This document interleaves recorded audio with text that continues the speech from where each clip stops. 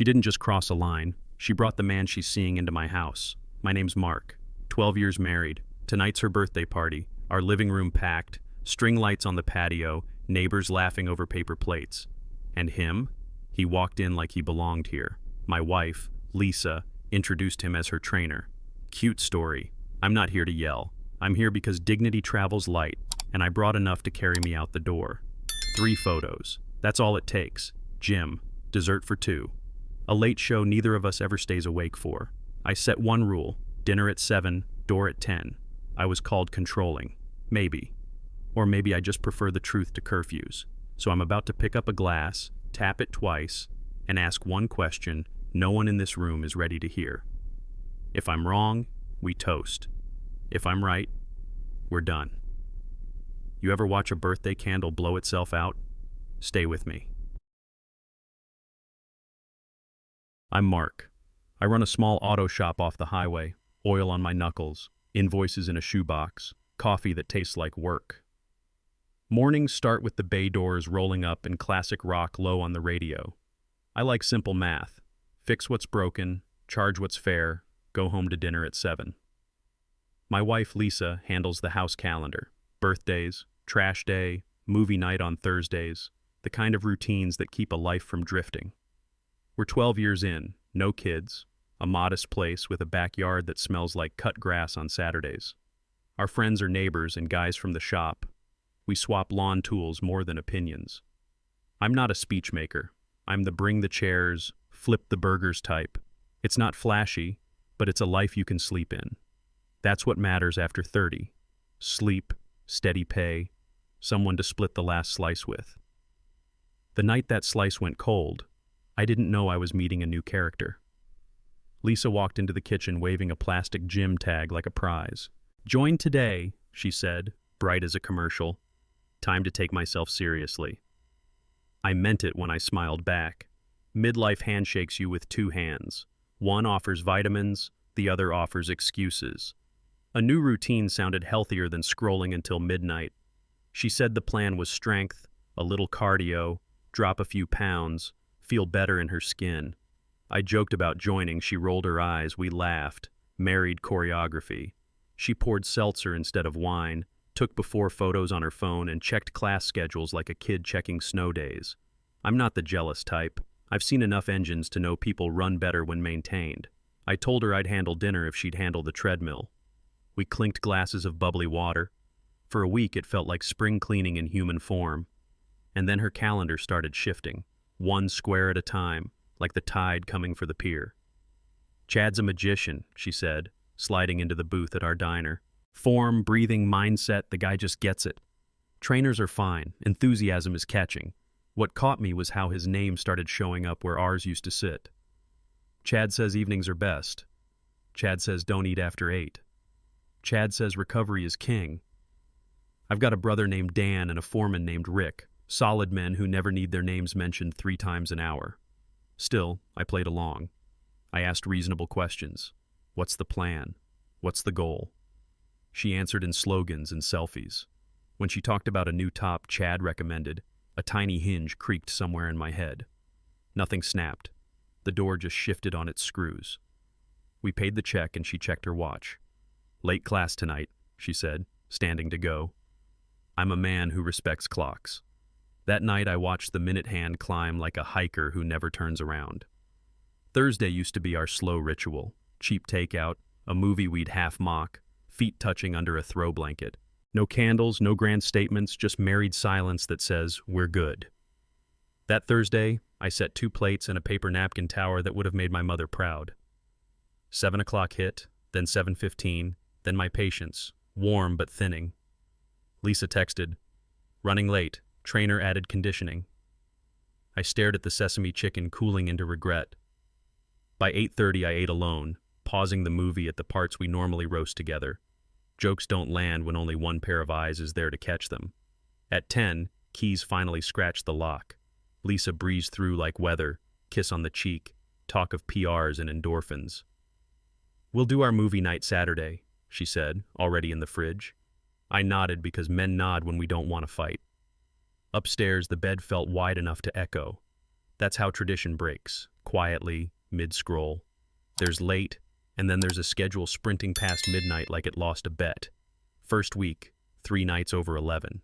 Next, a midnight here, a 1 a.m. there, each return narrated by breathless talk of less crowd, better focus.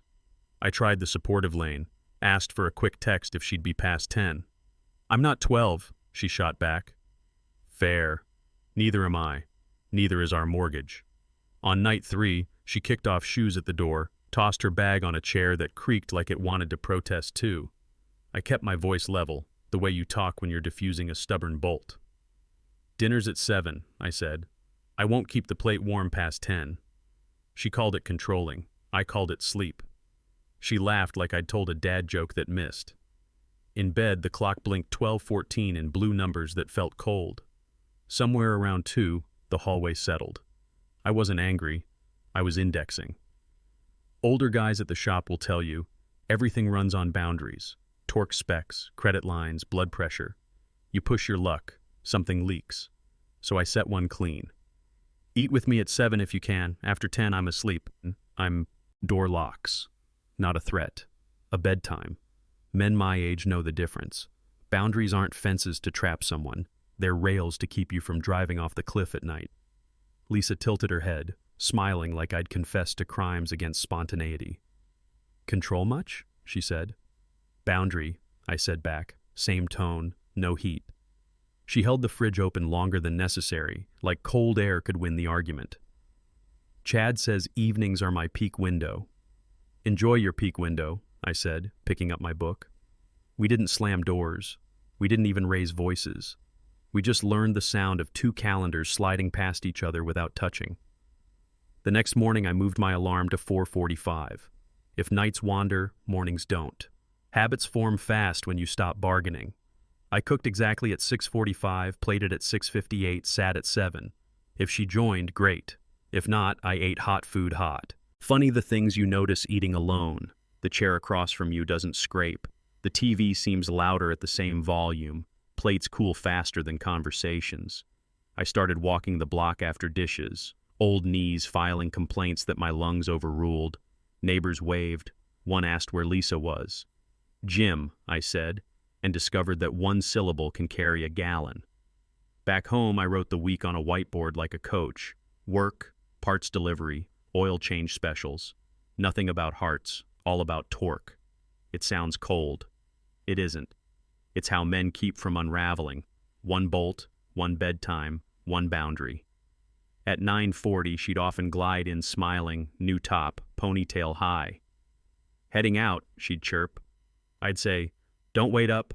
And at 10, the deadbolt would find its home with that honest metal click.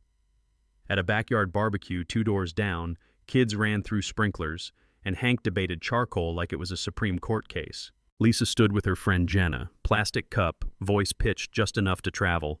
"He's the bedtime police, 10 o'clock sharp," she said, with the kind of laugh that invites a jury. I walked up with a tray of burgers.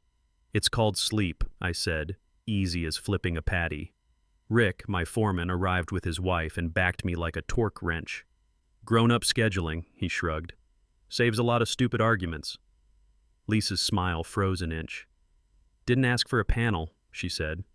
I kept my tone level. "Not asking permission either. We post our weeks on Sunday. If it's not on the calendar, it doesn't exist." Jenna's eyebrows did a wave. The crowd shifted from casual to curious. We ate. We small-talked. On the walk home, Lisa slid her hand through my arm. "You were harsh," she said. "I was clear," I answered. "Clarity has gravity. It pulls masks loose." That night, by the mailbox, Lisa softened. "Maybe I've been obsessed," she said. "What if I come home early tomorrow, ice cream run?" I wanted that normal so badly I could taste vanilla. "I'd like that," I said, and meant it. Next evening at 8:45, a text. "Running late. Big session. Back after 11. Don't wait up." The spoon in my hand felt heavier than stainless steel. I set it down like evidence. No fight, no speech, just a quiet, like the space after a judge bangs the gavel. I flipped my phone face down and listened to the house breathe. Walls have memories. Floors remember footsteps. Mine remembered a woman who used to be home by 9 and a man who used to make jokes during the previews. I washed the empty bowl and watched the clock slide past 10. Climax? Simple. I decided to stop guessing and start verifying. Curiosity didn't kill this cat. It drew a map. Thursday used to be easy. Paper plates, a dumb comedy, both of us quoting lines we'd heard 100 times. That week, Lisa texted 5 minutes before 7. Skipping tonight, extra conditioning. The couch looked bigger when I sat down alone. I cued the movie anyway, then hit pause on the first joke we always mimic. It didn't feel right to steal our bit without her. I folded the blanket the way she likes, corners sharp, a habit that suddenly felt like I'd dressed a mannequin. When she came in near midnight, sneakers squeaking, she smelled like that citrus gym cleaner and a stranger's cologne I couldn't place. "How was it?" I asked. "Brutal. Good," she said, half smiling at her phone. I nodded like a man in a dentist chair, mouth full of cotton, no words. Next morning, I opened our streaming app and cleared the continue watching row. It wasn't anger. It was inventory. A shelf only holds what you actually plan to use. The first plate I set for one felt like a typo I forgot to fix. By the third night, it was a new sentence. I cooked simple, chicken and green beans, a potato, nothing fancy, because you can't argue with basic. The kitchen had a different echo when only one fork scraped a plate. I learned how fast a hot meal cools if you stop hovering. I ate at 7, washed at 7:30, walked at 8, sat with a book at 9. Neighbors started clocking my route. "Where's Lisa tonight?" Mrs. Edwards asked over her rose bush. "Gym," I said, which answered a lot and nothing. One evening, I caught myself setting 2 glasses out of habit. I put the extra one back, slow and polite, like returning something you once borrowed forever. When the door finally clicked after 11, I didn't meet her at the hallway. I didn't interview the night. The climax wasn't an argument. It was accepting that hunger and waiting aren't the same thing. At the shop, Rick saw the wear under my eyes the way a mechanic spots a leak by smell. "Want early installs?" he asked, flipping a clipboard. "We've got a couple rooftop units that like sunrise." Early meant I wouldn't be staring at the door at 10:58 like a dog that learned disappointment. 5 a.m., I said. "You'll hate it for a week, then love it," Rick shrugged. "Guys our age trade sleep like baseball cards. Give some here, gain some there." I thought about my father's old line, "Work early, worry less." It sounded like a prescription. "Do it," I said. Rick penciled me in, slow like a man double-checking a beam before he stands under it. The bay doors opened to dawn the next day, cool air sliding across concrete. There's an honesty to mornings. Nothing performs. Everything just is. I tightened bolts, checked torque, and found that tired bones keep good secrets. The climax was simple. I chose a sunrise over a keyhole. The alarm hit at 4:45 like a cold splash. By 5:30, I was following an empty highway, thermos on the seat, talk radio low enough to be company, not a fight. I climbed a metal ladder to a rooftop the color of old pennies and watched a slow orange line pull across the sky. The unit hummed alive under my hands. Predictable, polite. Back on the ground, grease under my nails felt cleaner than last week's conversations. When you're tired the right way, you don't have energy left for guessing games. I got home by 5, cooked at 6, ate at 7, same as always. At 9:40, Lisa slid in with that ad-bright tone. "Heading out," she chirped, stretching like the night had asked her to dance. "Don't wait up." "I won't," I said, meaning it for the first time. 10 o'clock, the deadbolt found its home. The climax was not the click. It was the quiet that followed. The kind you earn, not the kind you fear. 2 doors down, Hank argued charcoal like he owned stock in smoke. Kids turned the sprinkler into a rainbow. Paper plates buckled under potato salad. Lisa stood with Jenna, voice tuned to travel. "He's the bedtime police, 10 sharp," she said, smiling toward the crowd for approval. I came over with burgers. "It's called sleep," I said, easy, like seasoning. Rick arrived, hand on my shoulder. "We do schedules too," he told the circle. "If I'm on call, my wife doesn't pencil me into a dinner I can't make." A couple husbands nodded, that quiet male code. We've all been there. Lisa's smile thinned. "Didn't ask for a panel." I set burgers down. Not asking permission, I said. Sunday night, we post the week. If it's not on the calendar, it doesn't exist. The group went still in that polite suburban way. The climax wasn't a scene. It was a standard, announced without a tremor, like reading yard lines out loud so nobody fakes the spot. Back home, I taped next week's schedule to the fridge, the magnet shaped like a bottle opener holding it in place. I sent Lisa a photo. Work blocks, dinners, quiet hours. Clarity looks boring until you realize it saves you from 1,000 tiny arguments. In the garage, I wipe down my socket set. Tools calm me. Each piece in its slot, each size where it belongs. My dad used to say, "Rage breaks bolts, rhythm breaks them free." So I used rhythm. No raised voice, no loaded questions, only plans. Lisa came in, eyes flicking from the fridge to my hands. "You really posted a schedule?" "I did," I said. She laughed a little too bright. "You're making this weird." "I'm making it visible." The climax wasn't her eye roll, it was my refusal to chase it. I turned the radio to a ball game and let play-by-play roll over us. Calm isn't surrender, it's a ratchet, tightening in one direction, not slipping back. Dan swung by with a box of spark plugs and that look brothers get when they're checking your temperature without a thermometer. We stood by the tailgate, drank shop coffee that could strip paint, and didn't hurry the silence. "You good?" he asked finally. "I'm different," I said. He nodded toward the house. "You two fighting?" "No," I said. "We're scheduling." He snorted. "That's worse." We laughed the way men do when the truth presses in. I told him about the late nights, the calendar, the new name that kept showing up where ours used to be. Dan rubbed his jaw. "You sure you want to know, or you want to be told?" It was a grown man's question. Our dad used to ask it when he caught us lying about little things. "I want to know," I said.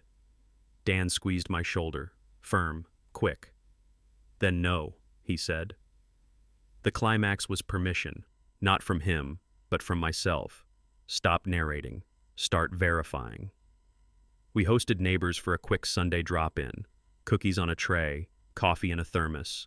Small talk about lawns as if grass is a personality test. Lisa turned on host mode, hands light on shoulders, laughter a touch louder than necessary. She brushed my arm in front of folks, asked about my day like she hadn't seen the schedule posted in bold on the fridge. It played sweet to the room. To me, it played rehearsed. I watched her laugh at Chad's latest gym story on her phone, then tuck it away when Jenna approached. That's the thing about performances. The timing is perfect until you notice the cue. I poured refills, passed napkins, and matched her charm beat for beat without buying a ticket. Guests left with leftovers and compliments. The house exhaled. The climax was a simple line I wrote in my head while rinsing cups. Happy isn't loud, it's quiet, and mine had gotten hard to hear. That night by the mailbox, Lisa slipped her hand into my elbow like we were back on our second date. "Maybe I've been obsessed," she said, voice softer than it had been in weeks. "What if I come home early tomorrow? Ice cream run?" That offer hit the part of me that still keeps a hoodie from college for no reason. The memory guy. I pictured us at the old stand on Maple, 2 spoons, dumb toppings, simple. "I'd like that," I said, "because hope is a muscle you don't let atrophy if you can help it." She smiled and kissed my cheek, quick and light, like writing your name in pencil. Inside, I set 2 bowls on the counter like a promise to myself. The climax wasn't the kiss, it was the choice to believe for one more day. Men my age know that belief isn't blindness. It's a test you take with your eyes open, pen uncapped, eraser ready. At 8:45 the next evening, my phone buzzed. "Running late, big session, back after 11, don't wait up." The 2 bowls on the counter looked like open hands with nothing to hold. I turned one upside down and listened to the clink, thin, final. No reply, no fight. I carried the trash to the curb because Tuesday is still Tuesday no matter how your night goes. Under the streetlight, I remembered Dan's question. Want to know or want to be told? I wanted to know. I washed the remaining bowl, dried it, and set it back like a man resetting 0 on a scale. Upstairs, I laid out clean clothes for morning, the kind of small order that keeps the bigger order from falling apart. The climax wasn't anger, It was a plan forming at the speed of common sense. Stop waiting, start checking. Curiosity doesn't kill grown men. It protects them, quietly, like a porch light that never burns out. At 8:43, my phone buzzed. Running late, big session, back after 11, don't wait up. I read it twice, like a contract with tiny print. The house felt tilted, the way floors do in old buildings you only notice when a marble rolls. I set the phone face down, washed my hands I'd already washed, and stood at the sink listening to the dishwasher sigh. Want to know, or want to be told? Dan's question nudged my ribs. I dried my hands on the good towel, the one we pretend is for guests, and looked at the front door like it had opinions. I'm not a dramatics man. I'm a measurements man. There's a difference. Okay, I said to no one, and grabbed my keys. I left the lights on, like I'd be right back, the lie you tell your own furniture. The climax was a decision quiet enough to miss unless you've lived a few decades.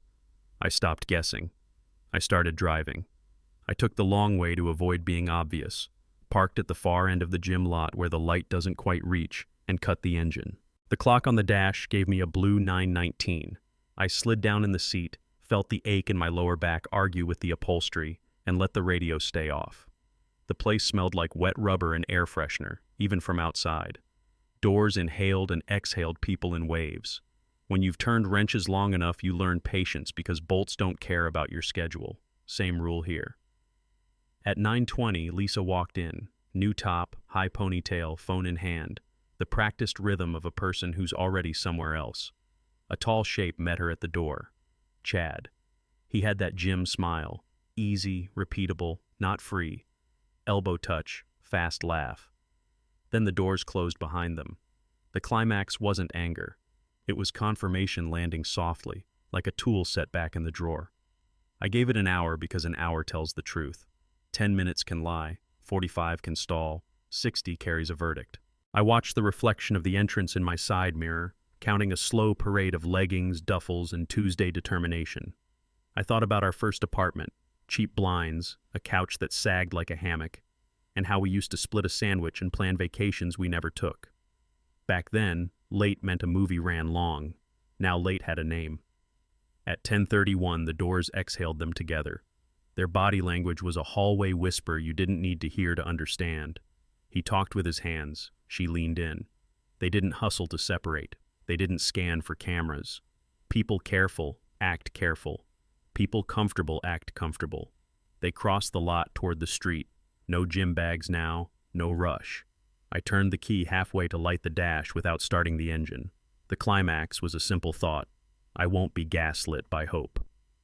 2 blocks over, a family restaurant glowed like a Norman Rockwell painting dipped in neon. Warm light, chatter, the clink of silverware that makes a place sound honest.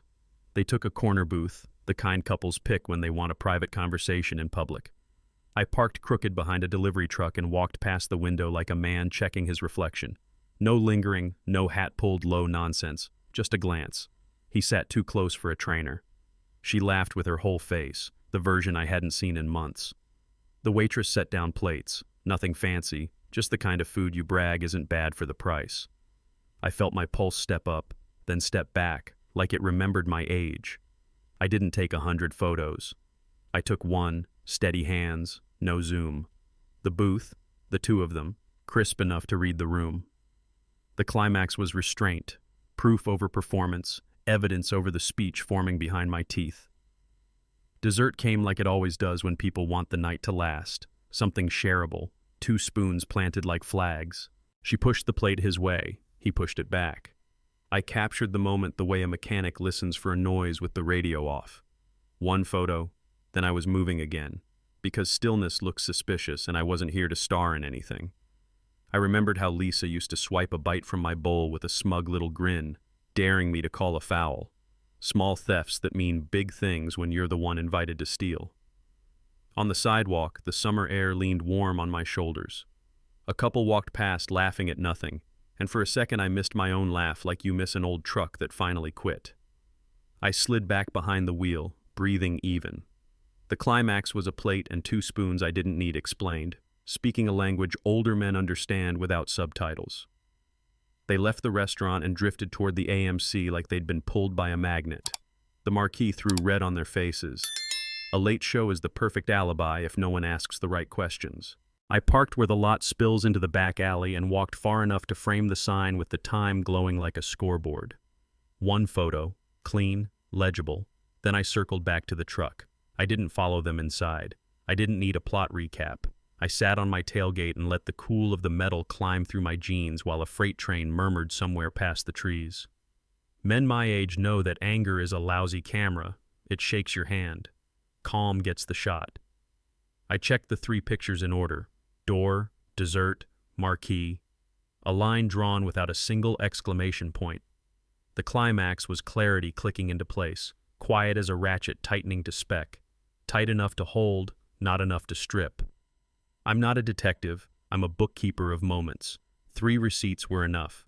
Leaving together, sharing dessert, choosing a late show I never say yes to. You stack them and they don't wobble. I put my phone in airplane mode because notifications are just tiny hands tugging your sleeve. The night felt like the part after a storm where the street shines and you can finally see what branches broke. I drove home the slow way, obeying every speed limit like I was practicing for a test. Inside, the house had that clean quiet that means no one's been laughing in it. I printed the photos on the old inkjet we keep for tax season. They came out a touch streaky, enough to look like truth and not theater. I slid them into a plain manila folder like any other paperwork. The climax was how normal it looked, as if betrayal should sit between warranty and receipts in the file cabinet. I made coffee I didn't need and walked the rooms like a night guard in his own museum. Sofa square, remote on the table, 2 bowls still in the cabinet, not on the counter. You don't realize how much a life documents itself until you start reading it. I wasn't rehearsing speeches. I was checking stock. Patience left, respect available, sleep on back order. I opened the folder to look at the 3 prints one more time and felt that strange, calm older men talk about after the worst has already happened. Not numb, just steady. I labeled the tab with a pen that writes ugly but never quits. Friday. I placed it on my desk, set my keys beside it, and turned off the kitchen light. The house exhaled like it prefers the dark. The climax wasn't fireworks. It was a light switch. Off is a decision, not a mood. I slept the way you do when you know what morning is for. Dawn put a hard edge on everything. Coffee, wallet, folder. I moved 80% of our joint savings to a new account in my name and left enough to cover a month of bills because spite doesn't look good in statements. I redirected my paycheck, updated beneficiaries I should have updated years ago, and set an appointment with my accountant. If people think men are slow to act, they've never seen a dad fix a leak at 2 a.m. I canceled a cabin I'd rented for her birthday, a trip I didn't want poisoned by explanations. I texted Tom, my oldest friend. Might crash a few nights. He replied before the bubbles finished. Keys under the mat. I ate eggs standing up, the way you do when sitting feels like a commitment. The climax was a sterile confirmation screen on a bank app. No confetti animation, just a new balance. Logistics don't cheer, they nod. That nod was louder than any argument we hadn't had. Preparation is kindness to your future self. I packed a bag with quiet hands. Work clothes, boots, copies of titles, the folder. I added a spare phone charger because you only forget that once. I changed the garage keypad code to something only muscle memory would love. I set aside a key for Lisa in a small envelope labeled "For Your Things," because dignity doesn't slam doors, it labels them. I checked the truck. Fluids good, tires steady, half a tank, because leaving is easier if you trust the machine that gets you gone. I called the locksmith and scheduled Monday, then drafted an email to our financial advisor. I didn't send a manifesto, I sent bullet points. The bag went behind the toolbox in the garage, out of sight, but not out of mind. I locked the side door and stood for a second in the kind of silence you can lean against. The climax was simple. I was ready to walk without looking for my shoes. Monday night, Lisa spread a stack of pastel invitations on the counter like she was dealing cards. Big birthday this year, she said, tapping her phone. I'm thinking backyard lights, music, easy food. You okay to handle the grill? I nodded. I've always been the grill. She rattled off names, neighbors, my brother Dan, folks from her office, then asked if I'd string the patio lights. The way she smiled felt rehearsed, but I've seen enough office parties to know everyone rehearses a little. I opened the calendar on the fridge and marked Friday with a fat circle. She hugged me from the side, quick, perfumed, already scrolling again. "This is going to be fun," she said, tone set to cheer. I said, "Sure," and pictured paper plates bowing under potato salad while small talk tried to hold up the roof. The climax wasn't the invite list. It was the stage. She was building one in my backyard. I wondered who the show was for. Later, she texted me the guest list for chairs and coolers. I scrolled past familiar names until one stuck like a nail you step on barefoot. Chad. No last name, no explanation. Just there between Jenna and my brother's wife. I held the phone like it might deny what I was reading if I gave it a second chance. People who hide don't print programs. People who dare do. I sent back, "Got it. How many chairs?" She replied with a number and a heart, as if the heart could soften the physics of what she'd done. I looked at the manila folder on my desk, 3 photos, quiet as a loaded tool chest, and felt something settle. Not anger. A level. The bubble found center. The climax came in a single thought older men will recognize. If she's willing to bring him here, she's willing to bring him anywhere. The location wasn't the insult. The assumption was. We were folding laundry at the kitchen table when I tried the softest version of the hardest question. "Who's on Friday's list?" I asked, like a man asking about weather. Lisa rattled through names, light voice, light hands. "Chad too," she added, like you'd add plus napkins. She didn't watch my face. "He's been a huge help," she said. "I want people to meet him." That sentence had the weight of a dropped wrench. It clanged even if no one flinched. I didn't debate. I didn't diagram boundaries with a whiteboard marker. I said, "Okay," and paired socks like a man who's done this before. There are arguments that invite you to lose your dignity on purpose. I don't RSVP to those. The climax wasn't a blow-up. It was a box checked in my head. She's not hiding. She's normalizing. Different beast. Different response. The calendar stayed circled. So did my decision to let the week speak for itself. By Wednesday, she was sweet as a bakery. Coffee on my nightstand at 6, eggs in the pan before my boots hit the floor. She texted a selfie outside my shop holding a foil-wrapped meatloaf like a prize. "Thought you boys could use lunch." The guys cheered because meatloaf is meatloaf, but Rick cut me a side glance that said, "You buying it?" I shrugged. Older men know the rhythm. Distance, then sugar, then ask. She floated through the evening handing out compliments like coasters. "You've been so supportive, Mark," she said loud enough for the living room. I poured drinks, set out napkins, and took mental notes. When someone turns on the floodlights midweek, it's not always because they found joy. Sometimes they found an audience. The climax wasn't the meatloaf, it was the timing. Sweetness is great. Scheduled sweetness has a shadow. I smiled, said thank you, and kept my hands off the dimmer switch. Thursday, she showed up at the shop with a casserole and a kiss on the cheek that made the younger guys grin. "You've got a good one," they said, and I agreed, because there's no use explaining the win to people standing inside. She asked about the new lift, about Dan's kids, about a tire brand she'd never once cared to pronounce. It played wholesome. It played practiced. Rick leaned on the desk after she left. "Overcorrection," he said, like he was diagnosing an engine running rich. "Could be," I answered. We ate in the break room, the same plastic table I've had since before the wedding, and the food tasted like memory foam, comforting, a little too soft. I washed the pan before I went home, because dishes tell on you if you don't. The climax was a promise to myself. I won't let performance make me forget the file. The folder stayed on the passenger seat, buckled in like a witness. That night, she sat cross-legged on the couch, scrolling travel sites like hope was on sale. "What if we do a weekend away after my birthday?" she asked. "Just us. I'll rearrange training." Rearrange. Not cancel. Not pause. Rearrange. The word landed soft, but weighted. "Tempting," I said, because of course it is. Every man my age has a reel of places he meant to go with someone he used to recognize. Lisa painted pictures in the air, quiet cabins, clean sheets, morning walks, and for a minute I wanted to press my thumb on that map and say here. But timing is a teacher. Offers arriving 48 hours before a party featuring your trainer are not trips, they're detours. Let's see how Friday goes, I said, not hard, not soft. She frowned, then smoothed it over with a smile. The climax wasn't the offer. It was my refusal to cash in a coupon that had no code. When you're young, you run at every fire with a bucket and a hope. By 50, you learn to check the wind. I didn't search her phone. I didn't interrogate. I watched. Calm is an underrated detective. I kept my routines tight. Early installs, hot dinner at 7, a walk at 8, bed by 10. It's amazing how many answers show up when you stop issuing questions. Lisa stayed in sugar mode. Touch on the arm here. How was your day?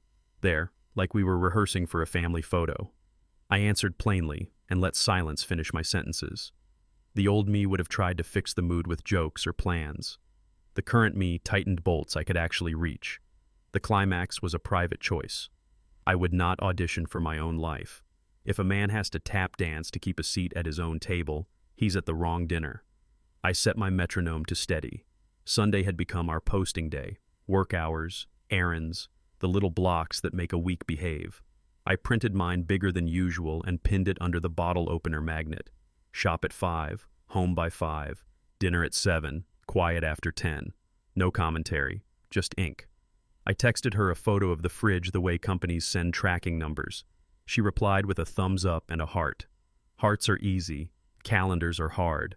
When she came home, she looked at my blocks the way a cat studies a closed door. Curious, not convinced. Really committing to the schedule, she said. It keeps us honest, I answered. I wrote Friday, Lisa's party, and circled it in red. She watched the pen move. I let the circle sit. The climax was that ring of ink. Public, permanent enough, a line you can't pretend you didn't see. Clarity can be awkward lighting, but it keeps you from tripping over your own rug. Somewhere between the meatloaf and the weekend brochure, it hit me. This wasn't about squats and macros. It was about attention, where it lived, where it slept. Men my age know when a hobby becomes a habitat. The words changed, recovery, programming, peaking, but the story didn't. If this were only about health, Friday's guest list wouldn't include the salesman. I stood in the garage wiping down a wrench that didn't need it and thought about the first time my dad let me use his socket set. Right tool, right job, he said. Boundaries are the right tool. They don't fix character, but they keep your hands safe while you learn what's broken. I put the rag away, checked the bag behind the toolbox, and felt the quiet purpose of being ready. The climax was naming it true. Not a gym phase, not a midlife experiment, an audition for a new life. I don't clap for auditions in my living room. Friday morning, the house felt like a stage before the curtain. Clean counters, fresh ice, lights coiled and waiting. I set the coolers, stacked the chairs, and tuned the grill like an instrument. I didn't practice any speeches. I decided on a rule. If he walks in here, I don't stay quiet. Not yelling, not theater, just truth, served at room temperature. I put the folder on the console table, out of sight to everyone but me. I checked the front door and the side gate the way a man checks exits at a crowded event. Dan texted, "Need me there early?" I said, "Just on time." The sun dropped slow, turning the fence into stripes. Somewhere down the block, a kid laughed and a dog argued with a squirrel. Life does its life thing, even on pivotal days. The climax wasn't nerves, it was readiness. My hands were steady, my standard was set. Whatever came through that door would meet both. By late afternoon, the backyard looked like a postcard. String lights looped from fence to fence, the patio swept clean enough to eat off, the grill scrubbed like Sunday shoes. I iced the coolers, lined up folding chairs, and tested the Bluetooth speaker with oldies that don't argue with anyone. Little things matter to men my age. Fresh propane, extra trash bags, a backup lighter in the junk drawer. I set paper plates, real forks, not the ones that snap under steak. Inside, the counters shined, and a stack of napkins waited like white flags. I placed a plain manila folder on the console table, angled enough for my eye, invisible to guests. No speeches rehearsed, no mirror pep talk. Just readiness, the quiet kind that doesn't need a drum roll. I washed my hands, dried them on the good towel, and listened to the house breathe like a theater before the curtain. The climax wasn't nerves. It was calm landing, heavy enough to stay. Lisa came down the stairs in a dress I'd never seen. New fabric, old intention, hair curled like a catalog, perfume a notch high, smile preloaded. "Help me with the ice?" she asked, walking backward, camera ready. I held the door while she glided past, her heels making that confident click women know how to tune. I remembered our early years, jeans, ponytail, a laugh that didn't check for reflections. People change. The trick is knowing which part grew and which part performed. She floated through the kitchen, staging serving bowls, arranging chips like a stylist touches flowers. "This looks great," I said, because it did. No sarcasm, no tone, just a fact in a room full of props. "It's going to be fun," she answered, eyes already tracking the driveway. I checked the grill temp, flipped a test burger, and set fresh tongs. The climax was noticing the room had two rhythms, hers, bright and quick, mine, steady and slow, and only one of us could keep time. A black sedan rolled up like it knew the address. Chad stepped out carrying a bakery box and the kind of sparkling water that believes it's champagne. He had that trainer smile, polite, practiced, designed to show teeth without showing tells. Lisa waved, then closed the distance with a hug that wasn't a neighbor hug, wasn't a cousin hug. Hands landed where familiarity lives. Release took a beat too long. I stood at the garage fridge, door open, letting the cold air make the decision for my face. No scene, no cough. I lifted my phone low and tapped once. Driveway hug, timestamp clean. The photo slid into the folder in my head next to the other three. "You must be Mark," he said, reaching out. "Heard a lot."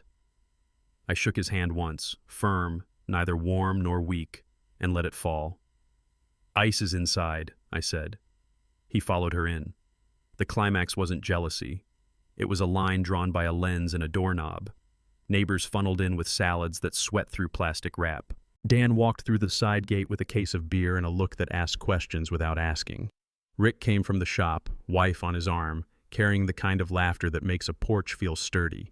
Paper plates bowed. Someone argued salsa heat. Kids turned the sprinkler into a crime scene for clean shirts. Normal wrapped itself around the evening like it always does before it remembers what night it is. I worked the grill the way I work. Methodical. Heat where heat is due. "Music up?" someone called. I turned the dial a hair. Inside, I saw Lisa staging her own orbit, touches on shoulders, name drops, that practiced host glow. Chad moved with her, never too far, never too close, the way a shadow understands the sun. The climax wasn't the doorbell or the small talk. It was the room accepting a new character as if the script required it. Lisa is good at this part. She floated. Introductions, quick jokes, refills without being asked. She has a gear for crowds, a brightness that photographs well and makes strangers feel claimed. "He's my trainer," she said to Jenna, to my sister-in-law, to whoever asked why the tall guy knew the kitchen better than the map. "He's been amazing," she added, like a Yelp review with teeth whitened. I poured drinks and kept my sentences short. Men my age learn that brevity keeps you from painting yourself into a corner. Dan helped at the cooler. Rick handled the bottle opener like a foreman handles a shift. Smooth, no waste. Every now and then, Lisa's hand brushed Chad's elbow in that absent way that is never absent. Guests laughed at stories I'd never heard because they'd never lived in my house. The climax was noticing how quickly charm fogs a room and how clearly you can still read a map if you know the streets by heart. I set up at the drink table like it was a workbench. Ice on the left, glasses center, mixers lined like wrenches by size. When men my age get uncomfortable, we organize. It's not avoidance, it's traction. I asked folks, tequila or whiskey? The way I ask, 1/4 inch or 3/8, firm, neutral, helpful. Every pour had a steady hand. A good host keeps cups full and opinions measured. From my spot, I could see the patio, the kitchen, the console table where the manila folder rested under a coaster nobody needed. I wasn't hiding it. I wasn't showing it. I was keeping it within reach of my standard. Lisa drifted in and out, the hem of her dress catching light like a signal. Chad laughed in the key of self-assured. The climax was internal. Control is not a leash on someone else. It's a grip on yourself. My grip held. The ice cracked under the next pour like a nod. Dan slid beside me at the cooler, shoulder to shoulder, so it looked like we were discussing brisket. "You sure about this?" he said without moving his lips much, a trick we learned at our parents' church when Mom wanted quiet. I kept stacking cups. "I didn't choose the venue," I said. He glanced toward Chad, then back at me. "You want me near the door?" older brothers ask with their bodies. I shook my head once. "Just be you." He nodded, opened a beer with that quick wrist pop, and anchored himself by the grill like a lighthouse. We didn't need a huddle or a plan spoken out loud. Men like us make agreements in the way we stand. He patted my back once, nothing dramatic, then checked the flame and flipped a burger with more care than a burger warrants. The climax was brotherhood, quiet, competent, no cape. If the night wanted to tilt, I had ballast. I carried a tray of sliders through the living room like a waiter who owns the restaurant. People moved, laughed, clinked, unaware of the fault line chalked under their feet. Chad told someone a squat cue like he was explaining a life hack. Lisa tossed a compliment across the room that landed neat as a coaster. I set the tray down and straightened a stack of napkins already straight. Dan caught my eye from the grill. I gave him the smallest nod. That's all. A man doesn't need a speech when his decision is older than the party. I felt the folder like a weight I could lift with 2 fingers if asked. "You okay?" Jenna mouthed, reading something in my posture. "I'm good," I said, and meant it. The climax was acceptance of the obvious. I didn't pick the crowd, the guest list, or the theater. But I could pick the microphone when it got handed to me. Glasses tapped. Lisa clinked hers with a spoon, the sound that makes a room turn its face the same direction. "Thank you for coming," she beamed. "Another year, same me, maybe better biceps." Laughter. She lifted her glass toward Chad. "And to certain miracle workers who'll remain nameless." Not nameless enough. Eyes followed her eyes. Chad did the humble smile men practice in mirrors. I watched the crowd take the cue like choir members finding their note. She scanned the room until she landed on me by the console. "Mark, stop hiding," she teased. "Say something. You look like you're calculating taxes." More laughter. It should have been a light moment. It wasn't. I set my glass down, felt the ridges of the coaster, and let the quiet between clinks widen just enough to hold what came next. The climax wasn't her toast. It was the tell, naming the miracle worker without the name, betting the room would clap on command. "Mark?" she prompted, head tilted, smile steady, the room offering me a soft runway I had no intention of landing on. I stepped toward the center, not slow, not fast, just the pace of a man who knows his boots fit. People turned, polite as church. I could see the string lights reflected in the window like constellations drawing a map. "A few words?" I asked, and Lisa nodded, confident in the script. I glanced at the console table, picked up the folder without ceremony, and felt the cardstock give under my thumb. "Just a few," I said, voice even. I looked at Chad long enough to register his shoulders set, then let my eyes find the people who know my name from yard work and oil changes. The climax wasn't the folder leaving the table. It was the room holding its breath. In that small quiet, you could hear ice settle, a chair leg scuff, and the truth lean forward to be seen. I held the folder at my side like it weighed nothing and everything. "How did you have the nerve," I asked, steady, "to bring the man you're seeing into my house?" The room didn't gasp. It tightened, like a belt 1 notch too far. Lisa laughed the way people laugh when the chair they chose turns out to be a little broken. "He's my trainer," she said, bright as a coupon. Someone near the island coughed. A fork touched a plate and sounded loud as a bell. I didn't raise my voice because men my age know volume isn't proof. "Trainer," I repeated, like a word I'm test-fitting. "Then this won't take long." I laid the folder on the console, opened it with 2 fingers, and felt the cardstock give like new brakes under a familiar truck. The climax wasn't my question. It was the room admitting it had heard it. You could feel the party sliding, the way gravel slides under a tire right before the hill decides you're done. "Mark," Lisa said, turning to the crowd like I'd mistaken the weather. "This is ridiculous." She gestured at Chad. "He's helped me. I feel better. That's all." It was the oldest play in the book. Reframe the scene and dare the audience to clap. Chad did the shrug men learn when they want to be harmless. Palms low, eyebrows apologies. "We grab food sometimes after sessions," he offered, like a man tossing a life ring to himself. Adults eat, Lisa added, rolling a single word around like it could clean the table. I felt Dan shift at the grill without looking. I could tell he'd set his beer down. I'm not here to debate your health, I said. I'm here to be precise. I tapped the folder once, a metronome finding time. Older folks in the room went quiet in that particular way, like they'd sat in court before and knew when testimony starts. The climax was the defense itself, too smooth, too early, too practiced. I slid out the first print.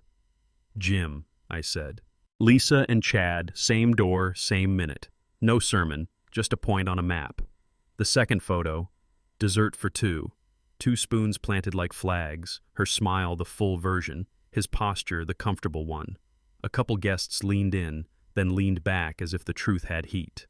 The third print, late show, marquee glowing red, time stamped where alibis go to rest. I didn't shake. The paper didn't either. If this is nothing, I said calmly, it should look like nothing. The folder stayed open, not a flourish, just open.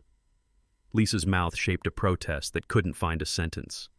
Jenna took half a step away, the way people do when the lightning they ordered for someone else hits the table. Chad's eyes did the math and didn't like the sum. The climax wasn't the pictures. It was the line they drew together, straight, unbent, no room for creative reading. Chad cleared his throat, that little prelude men use when they're about to leave the story. He started, already angled toward the door. Yeah, I said, no heat, just a green light. He slid through the guests, leaving a wake of paper plates and secondhand embarrassment. The volume of the room dropped like someone turned the knob with 2 fingers. No one stopped him. Doors know which way a man is going before he does. Lisa stood center island, hands clasped, that bright host smile finally flickering. You're making a scene, she whispered, which was rich, given the guest list. I shook my head. No scene, just clarity. Dan didn't move, but he was closer. Rick's jaw set like a socket finally biting. The string lights hummed. Somewhere a kid laughed outside, unaware that adults sometimes break on clean lines. The climax was simple. The triangle lost a side. Triangles don't stand up long like that. I slid the photos back into the folder, closed it like a glove box, and placed it on the console where I'd found it. It's over, I said, voice even. I'm leaving tonight. No storm, no throw of anything, just the sound of a verdict reading itself. Lisa's face went blank like a TV between inputs. You can't just... I can, I answered. And I am. I looked at the people who mow their lawns next to mine, the ones who borrow ladders, who know which truck is mine by the rattle in second gear. Eat, drink, enjoy, I told them, because hospitality didn't have to die with the evening. The host will be available for questions shortly. A few chuckled because reflex is strong. Most didn't. I picked up my keys. Dan lifted his chin. Need a hand? I shook my head. The climax was the quiet after the sentence. That's where dignity lives, between the words and the door. I walked to the garage like a man who's done the math. The bag I'd packed days ago waited behind the toolbox. Work shirts, boots, the folder, a charger I remembered this time. I killed the patio lights, left the porch light on because I'm not a vandal, and set my keys in my palm the way you hold a decision. In the kitchen, Lisa stood by the island, arms folded, eyes trying to write a new script mid-scene. Don't do this, she said. I didn't answer. Not cruel. Finished. I slid the envelope labeled "For Your Things" onto the counter. The house sounded like refrigerators sound at midnight when a party is still pretending to be a party. I opened the front door and walked into summer air that felt like a different zip code. The truck started on the first turn, bless it. I texted Tom one word. Coming. He replied, doors open. The climax wasn't the slam. There wasn't one. It was the latch finding home. Tom keeps a small place that always smells like rubber and pine cleaner, a shopman's cologne. He didn't ask for the story. He set a clean sheet on the couch and handed me a bottle of cold water. Bathroom's down the hall, he said, then flipped on the dumbest sports show he could find, because sometimes you need noise with no stakes. We sat in that man silence older guys understand. No fixing, no fishing for quotes, He tapped the spare key on the coffee table. "Under the mat if I'm out early," he said. I nodded, toeing off my boots like they were heavier than leather. At 2 in the morning, I woke once to the sound of a commercial promising miracle knives, then slept again, deeper than I had in months. Morning made the living room look honest. I showered, coffeed, and thanked him without a speech. The climax was small. I slept, not as an escape, as a reset. By 10, the paperwork was filed. No fireworks, just typed names in boxes checked that changed the weather in a house. I hit the bank, finished moving the money, redirected my paycheck, updated beneficiaries I'd ignored since my 30s. I called the locksmith. Monday afternoon was booked. He showed, traded jokes about old brass and stubborn deadbolts, then handed me new keys that felt like clean pages. I mailed one to Lisa with a note. "For your things." No manifestos, no court in the street text threads. Rick swung by that night with a 6-pack of soda and sat on a crate in my half-furnished living room. We watched a game and said almost nothing. It was the best therapy money can't buy. Neighbors took sides like people do when they don't know the whole map. Jenna cropped me out of a photo. Dan helped me move a dresser I should have replaced years ago. The climax was a quiet ledger. Drama down, discipline up. Months moved like a steady truck in third gear. I kept the house, the shop, the routines. I cooked simple, turned the AC where I like it, and stopped arguing with clocks. The garage got a punching bag and a radio that knows my stations. Thursday nights turned into poker with 3 good men and the kind of laughter you don't check for jealousy in. I didn't chase updates about Lisa. When one drifted in, gym posts thinning, new rental across town, I let it pass like weather. At a friend's cookout, I met Aaron, a paramedic with steady eyes and a voice that doesn't audition. We talked about stupid traffic, good coffee, and the tired you earn versus the tired you fear. No promises, no fast lanes, just a walk, a movie we both finished, and a text that didn't need emojis to land. Dan approved. Tom stole her cornbread recipe. The climax wasn't fireworks. It was a room that finally sounded like mine when I unlocked it. I didn't win a prize. I won my time back. The house is quiet in the good way now. Coffee tastes like coffee, not waiting. I learned something men my age already suspect. Peace isn't free, but it's cheaper than pretending. You can forgive people for changing, but you don't have to fund it. I kept the parts that hold, work that matters, friends who show, a key that only opens doors I can stand behind. When I think about that night, I don't replay the crowd or the photos. I remember picking up my bag and feeling lighter than I had in a year. That's not drama. That's dignity.